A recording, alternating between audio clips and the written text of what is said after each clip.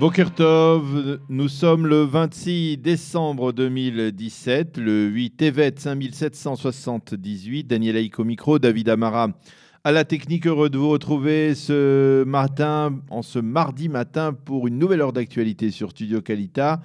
Nous allons débuter cette heure d'actualité par un premier journal d'information. Ensuite, vers 8h10, nous serons en ligne avec notre invité, l'invité de la rédaction, qui est ce matin Maxime Pérez, qui est spécialiste en matière de sécurité. Nous parlerons avec lui du passage très remarqué du patron du Shin Bet, Nadav Argaman, avant-hier devant la commission de la défense de la Knesset, avec un bilan de l'action du Shin Bet durant l'année 2017, un bilan particulièrement éloquent et impressionnant. Vers 8h25, Eliana Gurfinkel nous présentera sa chronique quotidienne, Un jour, notre histoire.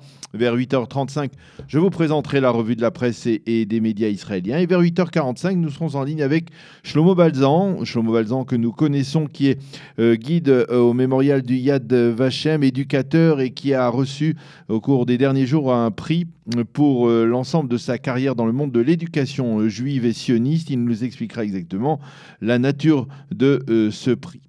Les grands titres de ce début de matinée, en ce mardi matin, débat marathon actuellement à la Knesset, un débat qui s'est prolongé durant toute la nuit et qui devrait se poursuivre jusqu'à demain. Au cœur de ce débat, la fameuse loi sur les recommandations de la police.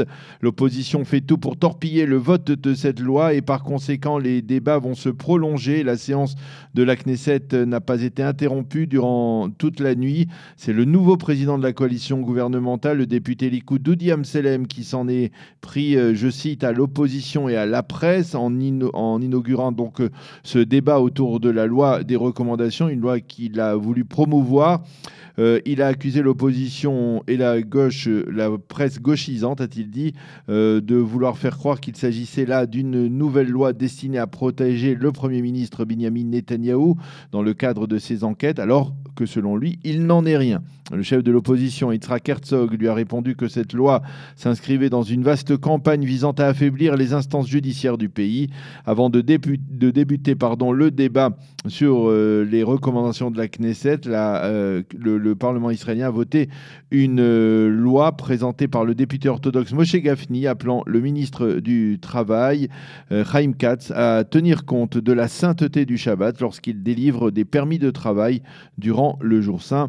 Et c'est une loi qui fait suite à la protestation dans le monde orthodoxe après les menaces de profanation du Shabbat dans le cadre des travaux d'aménagement sur les chemins de fer israéliens de ces derniers mois.